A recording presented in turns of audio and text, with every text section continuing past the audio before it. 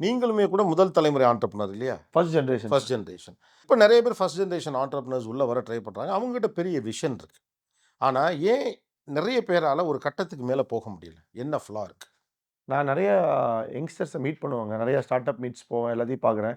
இன்னைக்கு இருக்கவங்க என்னன்னு பார்த்தீங்கன்னா, ஒரு பிபிடி ரெடி பண்ணிட்டு, ஃபண்ட் வேணும்னு they are going for the funds அவுட் சைடுங்க. நான் அதான் எல்லாத்துட்டயுமே சொல்லுவேன். நாங்கலாம் ஸ்டார்ட் பண்ணும்போது ரூ. 100 சம்பாரிச்சு, ரூ. 1000 சேர்த்தி, ரூ. 1,00,000 சேர்த்தி நாங்களே அத உருவாக்கி ஒரு பேஸ் செட் பண்ணோம். ம். அதுக்கப்புறம் நீங்க ஒரு இன்வெஸ்டர்ட்ட போனீங்கன்னா நியாயம் இருக்கு. நீங்க அடுத்தவங்க தருவாங்க, அடுத்தவங்க தருவாங்க, அடுத்தவங்க தருவாங்கன்னே போனீங்கன்னா, எப்படி பேஸ ரெடி பண்ண முடியும்? இது ஒரு ஓகே. பெரிய விதத்துல அவங்க வந்து போய் பார்த்துட்டு, ஃபண்ட் மெயின்னு நெனைக்கிறாங்க சார். ஃபர்ஸ்ட் ம். ஃபண்ட் மெயின் இல்ல. என்ன ப்ராப்ளம் சால்வ் பண்ண போற? நீ என்ன பிசினஸ் பண்ண போற? நீ என்ன ஸ்கேல்ல பண்ண போற? என்ன பிரச்சனைய ரிசல்ட் தர போற? இன்வெஸ்ட் பணம் போட்டா என்ன ரிட்டர்ன்ஸ் குடுக்க போற?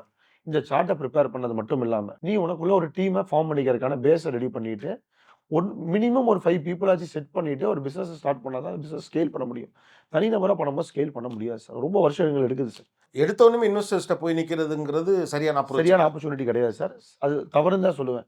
அதாவது ஃபர்ஸ்ட்டு இப்ப எக்ஸாம்பிள் நீ ஒரு பில்டர் ஆகணும்னு ஆசைப்பட்டீங்கன்னா, நீ ஒரு சாதாரண பில்டிங்க்கு கன்சல்டன்சி ஆரம்பிச்சு, அந்த பில்டிங்க்கு அட்வைஸ் பண்ணா, இன்னைக்கு மாசம் 1,00,000 கிடைக்குதுன்னா, 1 வருஷம் சேர்த்தீங்கன்னா 12,00,000 ஆச்சு. ஒரு சின்ன பில்டிங் செய். ம். 12,00,000 ஒரு 15,00,000 கான்ட்ராக்ட் எடுத்தீங்கன்னா, 2 பில்டிங் எடுத்தா அந்த 15,00,000 செய்ய முடியும். 2 பில்டிங் செஞ்சு ப்ரூவன் ட்ராக் ரெக்கார்ட் இருக்கு. ம். இத நம்பி ஒரு 4 பிசினஸ் கிடைக்கும். இதெல்லாம் செஞ்சு முடிச்சதுக்கப்புறம், உங்கட்ட ஒரு போர்ட்ஃபோலியோ இருக்கும். நான் சின்ன லெவல்லயாச்சும் சிந்திச்சு ஒரு சக்சஸ் ரெக்கார்ட் வச்சிருக்கேன்ட்டு. இது சக்சஸ் ரெக்கார்ட் வச்சதுக்கப்புறம் நீ ஒரு இன்வெஸ்டர்ட்ட போனீங்கன்னா, அவங்க உன்னை லிசன் பண்ணுவாங்க, கேட்பாங்க, ஃபண்ட் பண்ணுவாங்க. நீ அப்படியே ஸ்கேல் பண்ணி மேல போயிரலாம். ஸோ வெறும் என்கிட்ட ஒரு ஐடியா இருக்குன்னு நம்ம போய் நிக்க முடியாது. நிக்கக்கூடாது சார். ஆ. தப்பு சார். ஓகே. நான் ஒரு ட்ராக் ரெக்கார்ட் காட்டணும்.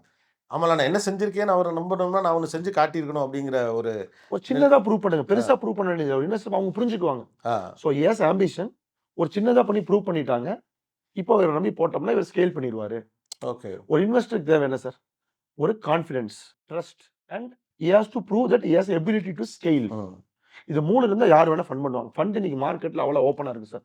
ஃபண்டிங் வந்து ஒரு சேலஞ்சான விஷயமே கிடையாது இல்ல. சார். ஆ. இன்னைக்கு இன்வெஸ்டர்ஸ் ஃபண்ட் அக்கவுண்ட்ல வச்சுட்டு கரெக்ட்டான பிசினஸ்மேன் இல்லாம தான் இருக்காங்க. அவ்வளோ ஃபண்ட்ஸ் இருக்கு இன்னைக்கு. பணம் வச்சிருக்க ஒருத்தருக்கு என் பணத்த பெருசா இவர் பண்ணி தருவாருங்கிற நம்பிக்கைய குடுத்துட்டா, அவரு குடுப்பாரு. குடுப்பாங்க.